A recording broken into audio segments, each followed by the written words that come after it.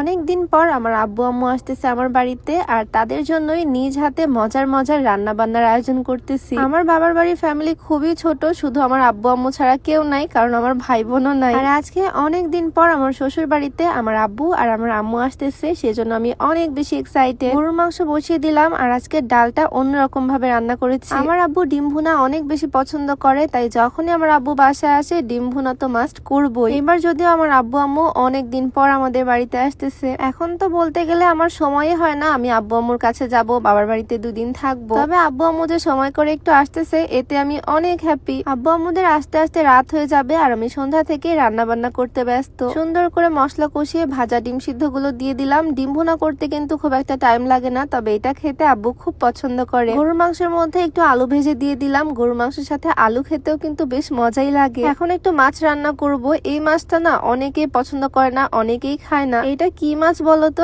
এটা হচ্ছে মাগুর মাছ। আমার নিজেরও খুব একটা পছন্দ না। শৈল মাছ, মাগুর মাছ এগুলো আমি খুব একটা খাই না, তবে এই মাছটা তোমাদের ভাইয়ার একদম ফেভারিট বলতে গেলে, সে খুব পছন্দ করে, আর ওর জন্য এই মাছটা বাড়িতে আনা হয়। যে কোনো ভুনা টাইপের রান্নার শেষে জিরা গুঁড়া দিলে কিন্তু ফ্লেভারটা অনেক বেশি ভালো আসে, খেতেও মজা লাগে। তো এরপর আমি বেগুন ভাজি করে নিচ্ছি। বেগুনগুলোকে সুন্দর করে গোল গোল করে কেটে মশলা মাখিয়ে তেলে ভেজে নিচ্ছি। আমার রান্না বান্না কিন্তু এখনো অনেক বাকি, তবে এর মধ্যে আব্বু আম্মু চলে আসছে। আব্বুকে দেখে তো আমি একদম খুশি হয়ে গেছি। আসলে মেয়েদের সাথে তাদের বাবাদের বন্ডিং একটু বেশি স্পেশাল হয়। আর এদিকে আমার মা চলে আসছে রান্নাঘরে আমি কি কি রান্না করতেছি সেইটা দেখার জন্য। আগে তো আমার আম্মু রান্না করতো, আমি পাশে দাঁড়িয়ে থাকতাম, তবে এখন আমি রান্না করতেছি, আম্মু পাশ থেকে দেখতেছে। বিষয়টা তো একদমই অন্যরকম, তাই না? যাই হোক, তরকারিগুলো মোটামুটি রেডি করে এখন আমি চলে আসলাম পোলাও রান্না করতে। ভাত পোলাও দুইটাই করতেছি আজকে, তবে এর মাঝে তোমাদেরকে একটু দেখাতে চাচ্ছি এই স্লিমিং টিটা। তোমরা যারা ওজন কমাতে চাচ্ছ, চিকন হতে চাচ্ছ, তোমরা চাইলে এই স্লিমিং টিটা ট্রাই করতে পারো। অবশ্যই রেগুলার মেনটেন করতে হবে, সকালে আর রাতে খেতে হবে, তাহলেই ওজন কমাতে পারবা ইনশাল্লাহ। এইটা তোমরা beauty by Lim Facebook page থেকে পেয়ে যাবা। পেজটা আমার ডেসক্রিপশনে মেনশন করে দেওয়া থাকবে, তোমরা চাইলে ভিজিট করে আসতে পারো। যাই হোক, ব্যাক করি আমার রান্নাতে। এখন আমি পোলাও রান্না করতেছি।